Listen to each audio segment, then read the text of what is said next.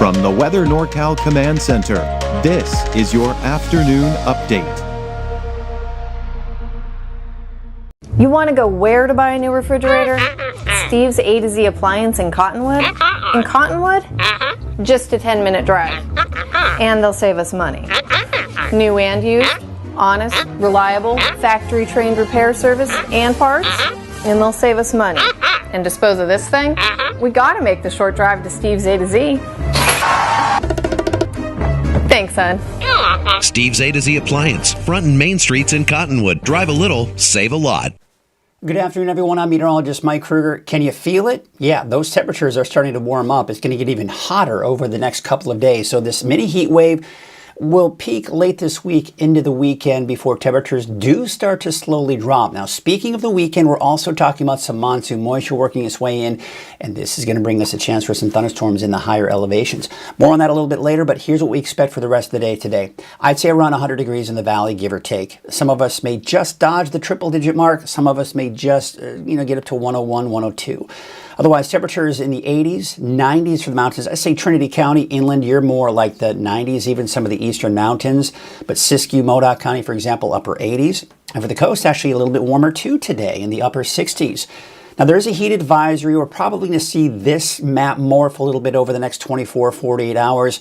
But bottom line, it's going to be hot. That's really what we're looking at here. Now, the National Weather Service puts out a heat risk, and this just kind of gives us an idea of how hot it's going to be. So a lot of yellow on the map basically means for people who are extremely sensitive to the heat and don't have proper cooling or hydration, those are the people most affected. So it really doesn't impact a lot of people. When you start getting more into the oranges, which you can see a lot more orange and even some red on the map, now we're mainly moderate. And that affects most people. Not everyone, but most people. And once again, if they don't have proper cooling or hydration. Notice by the time we get into Friday, a lot more orange and a lot more red on the map. As you start getting into the major category, now you're talking it affects anyone, depending on even healthy people, if you don't have proper cooling and or hydration. And again, the key here is, do you have proper cooling and or hydration? Do you know anybody who doesn't? During these heat waves, it's always a good idea to check up on them and make sure that they are staying healthy and cool and hydrated. So again, this just kind of helps to illustrate the warming trend we have in store for us over the next several days. Now, typically the heat can have an impact on our fire weather forecast, but the winds, that's really the big key. So you can see here this afternoon, nothing to be alarmed about. Now, tomorrow morning, it's going to be a little breezy out of the north. We're going to start off with breezy conditions, but then those winds should subside by Thursday afternoon. That's good. And you can see on Friday, typical afternoon breezes, but nothing terribly alarming. That's also very good when we're talking about our fire weather risk. And let's talk about that, because today, yes, it is going to be in that moderate to high range. For your Thursday, it's going to be in that moderate to high range as well. But by Friday, we're just going to take it through midday. This doesn't go out as far as Friday afternoon, but you can see here, starting off with low to moderate. And I think even though it's going to be fairly hot, with the calmer winds, that should barely put us into that high range, even for the valley, for Friday afternoon. So again, we still need to be careful. We can't let our guards down, but at least we're not seeing in that extreme fire weather risk, right? So the big ridge of high pressure over the desert southwest, that is what's building in here, and that's the reason why it's going to be getting hotter starting today and lasting well into the weekend. So you see that area of heat that's moving in from the desert southwest and in Northern California. That's going to be the peak of the heat wave, Friday, Saturday. But this is going to be prolonged. It'll last through the weekend, even into early next week, around Monday, even Tuesday. But that's when we start to see our temperatures drop. You see what's happening?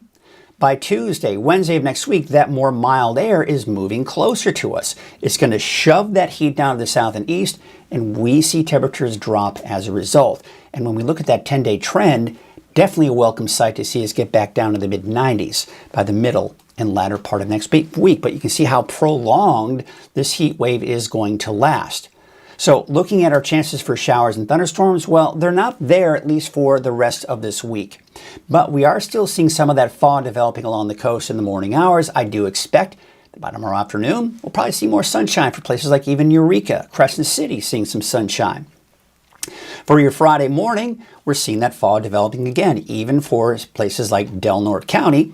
Friday afternoon, it's having a hard time burning off, isn't it? But I do expect to see some clearing along the coast, especially for Crescent City, Trinidad, for example, but a harder time in Eureka and out towards Humboldt Bay. That's through Friday. Now you see a little bit of convective clouds there in Modoc County too. Not quite seeing thunderstorms on Friday just yet, but by Saturday, that may be a bit of a different story. So here's your forecast for your Wednesday, around 100 degrees, give or take, for the valley. Yeah, we're getting back in those triple digits.